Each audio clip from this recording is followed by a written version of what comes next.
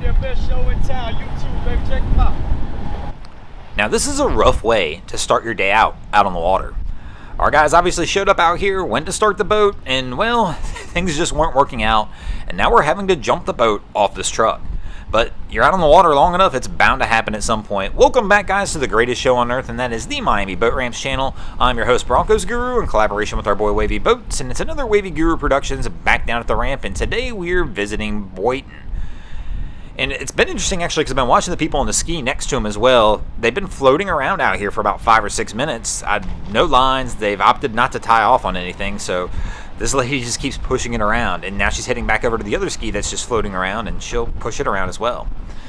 But now they're taking up 2 docks with the skis, and we've got a crew, of course, coming in on approach that's going to want to try and get this thing onto the dock. And obviously, we're our guys trying to jump the boat off. We don't want to go there because they're going to be there for a little bit. So we're going to pick one of these docks with the 2 skis, I'm assuming, and hopefully they'll move one of the skis so we can get this thing out of here. And our crew's approaching the dock slow.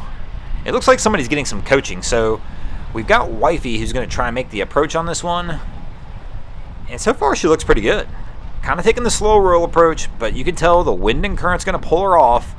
She's trying to steer in a little bit, but it looks like we've kind of missed. So she's probably going to have to reapproach this one.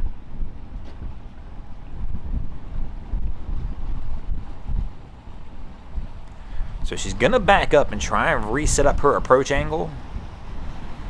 And once again, it looks like she may be just learning this, because it looks like she's getting a little coaching as she's trying to do it as well. And here we go. Fighting the wind and current, you're going to have to come in hard. Oh, but she's missed. Oh, Cap's going to take over and push her out of the way. And we're going to get a hard brake check on that one. And that was a little bit close. So Cap's going to retry and set this one up.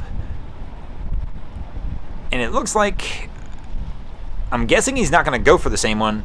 But if you're trying to train somebody, this is one of the first things I would train them on.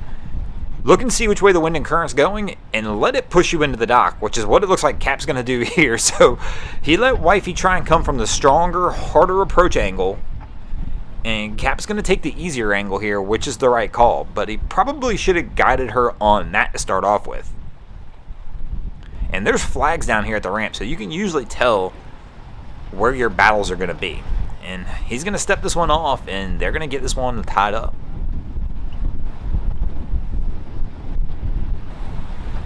And we got another crew that's going to come in here and try and fight the wind and current a little bit and pull this in, but this probably is not the most interesting thing even going on in this scene. It's the Toyota Corolla over here to the left. So the ski they've got on this trailer is floating. So he's sunk it way too deep to begin with, and in doing so, he's basically sunk this Toyota Corolla in salt water. I hope this is a rental car, but the fact that it's got a trailer hitch on it tells me that it most definitely is not. Because I've never rented one where basically it's got a tow hitch on the back. But they have sunk this thing. I mean, even the rear door jambs are at the water level. I mean, they have sunk this thing good. You know, and typically when you're buying a used car, if you buy a used car from Florida, you're like, no rust, it's from Florida. Never been driven in snow. But that is apparently not the case. So if you're buying a used car that was registered in Florida and it's got a trailer hitch on the back, you might want to do a little research and have it inspected well. I mean, the water level's almost up to the trunk. The exhaust is submerged. Oh, man. This one's wild to watch. It's painful to watch. Like, I would just pull the trailer of the car out. Unload everything once you get it out of the salt water, bro. And here we go. We're going to pull this out. But, man, once again, I'm surprised there's not even water coming in through the rear door jambs. I mean, I guess it could be watertight, but that's just a painful one to watch. I don't know why he backed it up so far, though, either. I mean, the ski was completely floating. He only needed the stern of the ski to be floating just a hair, and he probably could have pushed it off. There's no way I would have sunk my car this deep in salt water down at the Boynton ramp.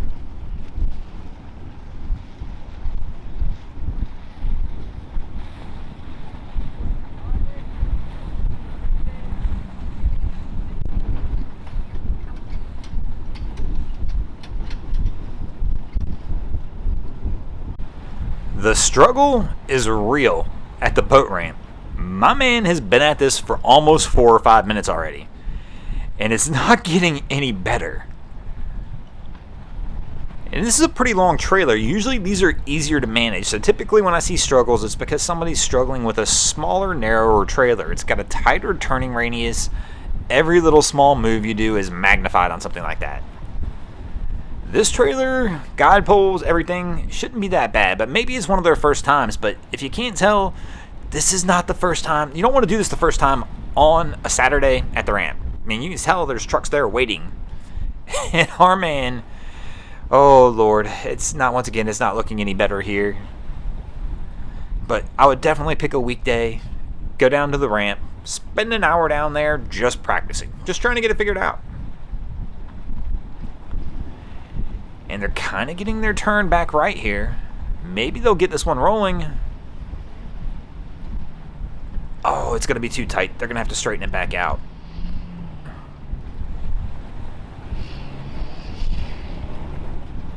And we're going to reset this one up again.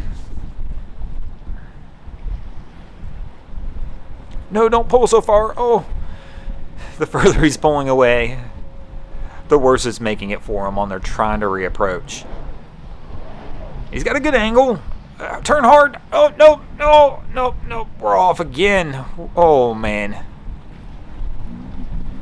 Bro, you can't make that.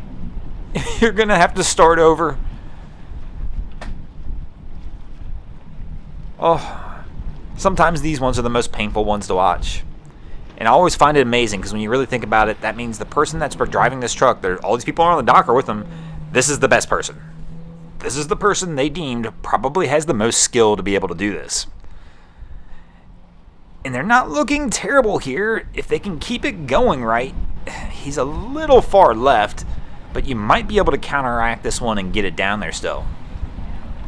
We're at least onto the ramp now. And oh, it's a little tight on the dock. But they might have that counter steer down right, and this trailer's starting to straighten out a little bit. We could actually finally have some success. It's only taken almost 8 minutes at this point. And it looks like they are. Finally.